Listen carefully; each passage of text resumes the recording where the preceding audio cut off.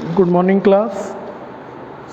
आज हम जो टॉपिक अपना स्टार्ट करने वाले हैं, ठीक है, उससे पहले मैं आप लोगों को मैं चाहूँगा कि आप लोग अपने घर पे सब सेफ ही होंगे, ठीक है, और कोशिश करें ज़्यादा कम से कम बाहर निकला जाए और जब भी अगर ज़रूरी हो तो मास्क लगा के ही निकलें, ठीक है।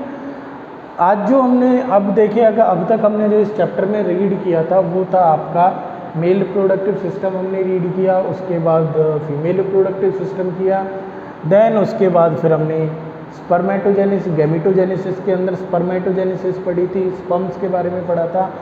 आज का जो हमारा टॉपिक है वो है आपकी oogenesis के बारे में, ठीक है। ये भी गैमेटोजेनेसिस का ही पार्ट सेकंड है, ठीक है, फ्रॉम क्लास 12।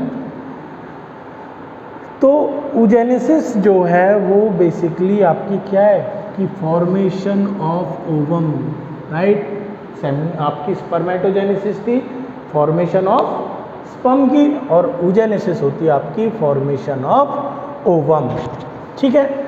अब जो ओवम की फॉर्मेशन है, ये जो प्रोसेस है, देखिए मेल के और फीमेल के इसमें बिल्कुल टोटली डिफरेंट है, क्योंकि वहाँ तो वो आपकी आफ्टर द बर्थ स्टार्ट होती थी। यहाँ जो है आपकी oogenesis की प्रोसेस वो एम्ब्रियोनिक स्टेज में ही स्टार्ट हो जाती है।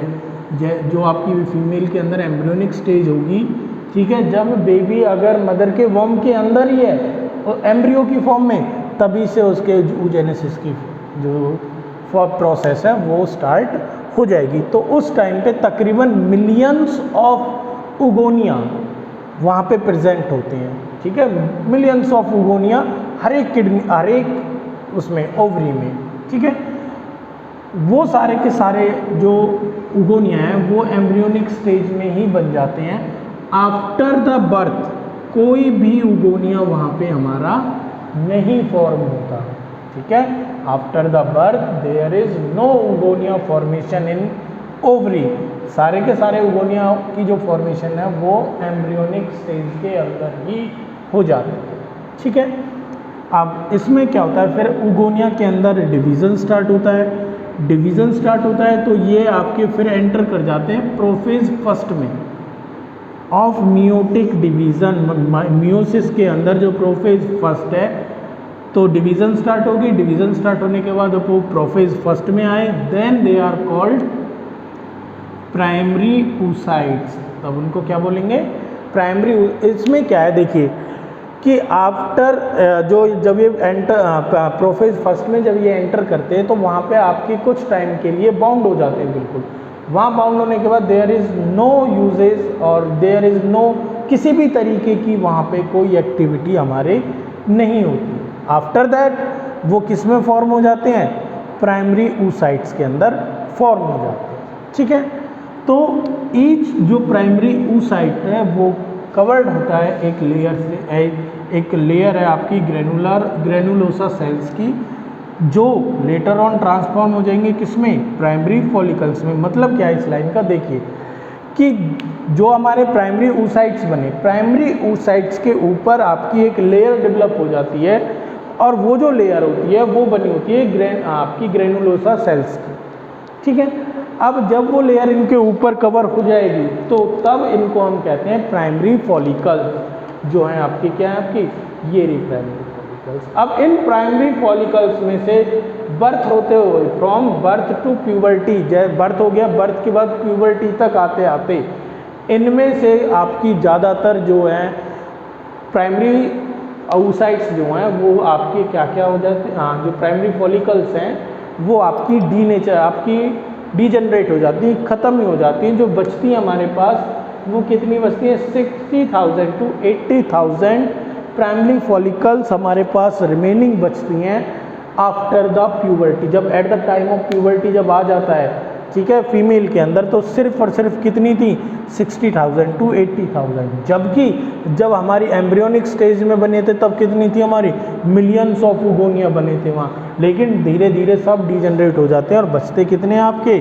60,000 to 80,000 सिर्फ बचते हैं ईच ओवरी के अंदर। एक में, दोनों में आपके 60 से लेके 80 तक बचते हैं। वो आप में 60 भी हो सकते हैं, दोनों में 70 भी हो सकते हैं, 65 भी हो सकते हैं, 80 भी, 75 भी, 73 भी वो 60 to 80 के बीच में होते हैं।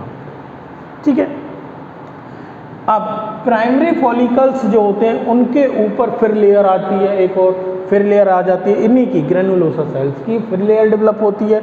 देन देखो ये primary follicle surrounded by more layer then called secondary follicles, कि प्राइमरी फॉलिकल्स पे और लेयर चढ़ जाएंगी तो देन उनको क्या बोलेंगे हम, सेकेंडरी फॉलिकल्स। उसके बाद वो लेटर ऑन चेंज होंगी किसके अंदर, थर्ड फॉलिकल के अंदर।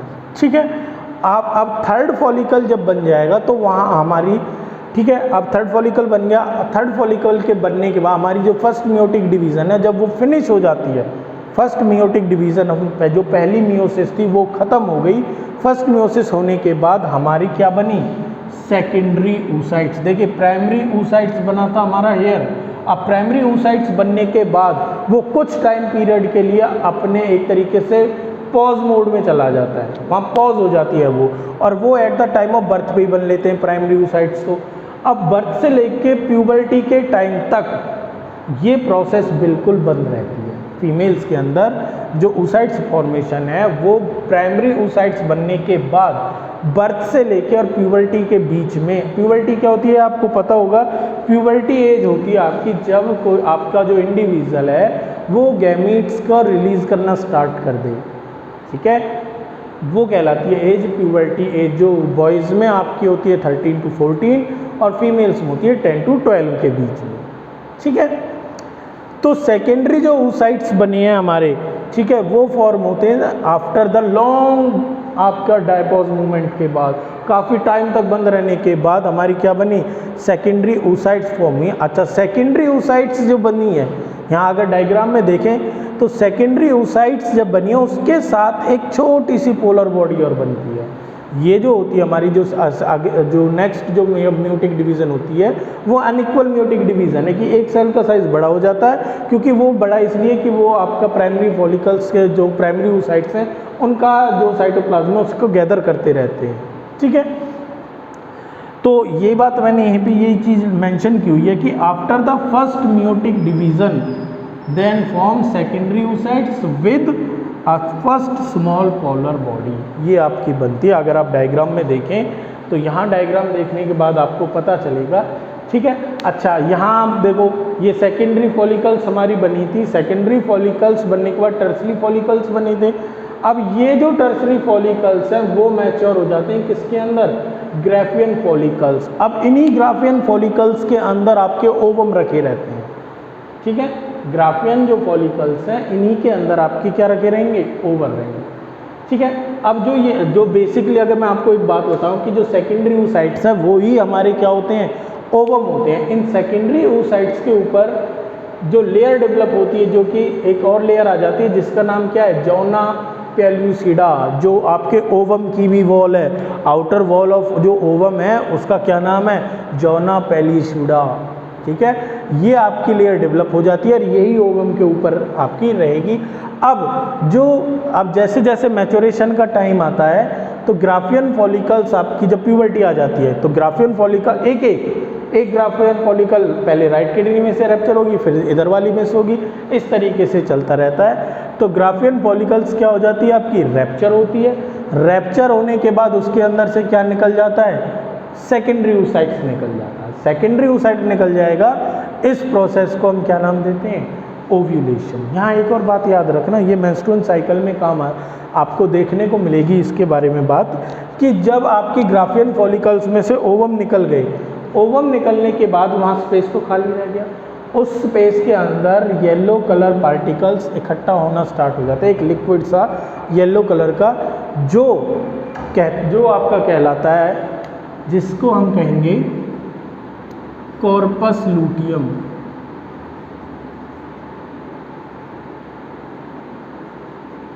कॉर्पस लूटियम जो है वो आपका रिमेनिंग बच जाता है या खाली स्पेस में फिल होने लगता है, जो ओव्यूलेशन के बाद ग्राफियन फॉलिकल्स के अंदर बचे हुए थे।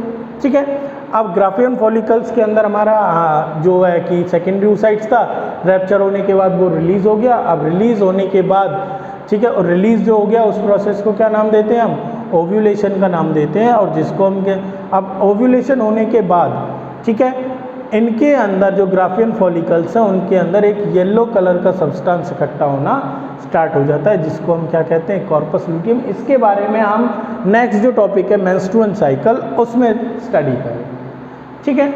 अच्छा, अब यहाँ देखो, ये अगर आपको डायग्राम यहाँ से दिख रहा हो तो डायग्राम जो है ये बिल्कुल क्लियर दिखाता है आपका। देखिए आपकी जो ये सेल्स हमारी बनी है वही देखो, तो आपके 3 फेजेस थे, मल्टीप्लिकेशन, आपका ग्रोथ फेज और मैच्योरेशन फेज, जो हमने स्पर्मेटोजेनेसिस के अंदर भी स्टडी किए थे, ठीक है। अब यहाँ हम बात करते हैं कि ये जो है मल्टीप्लिकेशन फेज, ये स्टार्ट होता है आपका फीटल लाइफ यानी एम्ब्रियोनिक स्टेज में स्टार्ट हो गया, जहाँ पे नंबर ऑफ क्रोमोसोम कितने हैं, 46। ईच सेल में आपके नंबर ऑफ क्रोमोसोम क्या रहेंगे, 46। और इनका जो रिजल्ट होता है, ये जो बने आपकी, इनको कहते हैं हम प्राइमरी oocytes।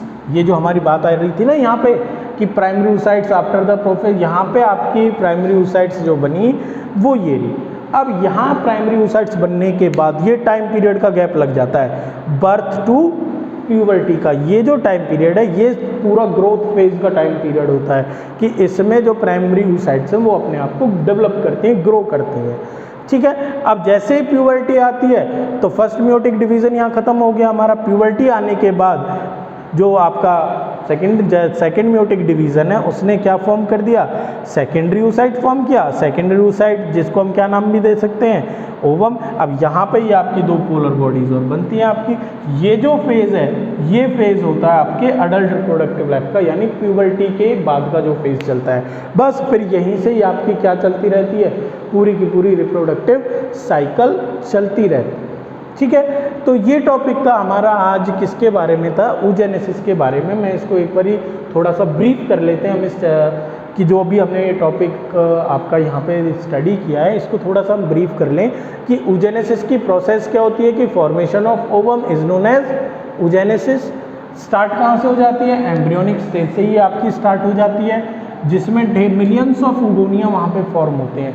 ये बात याद रखना कि आफ्टर द बर्थ कोई भी उगोनिया आपका फॉर्म नहीं होता, ठीक है। उसके बाद इनमें डिवीजन स्टार्ट हो जाती है, डिवीजन मियोसिस, जो ये हमने लिखी ना माइटोसिस, ये वाली डिवीजन है। जब प्राइमरी oocytes बनेंगे तो वो मियोसिस फर्स्ट का रिजल्ट होगा, ठीक है। तो डिवीजन स्टार्ट हो जाती है और उसके बाद फिर वो प्रोफेज फर्स्ट में चली गई और क्या बन जाती है आपकी, वो प्राइमरी oocytes। अब प्राइमरी oocytes बनने के बाद वो आपकी डायपॉज यानी जो बिल्कुल ब्रेक मूवमेंट है, कोई एक्टिविटी नहीं हो रही, उसमें चली गई, ठीक है।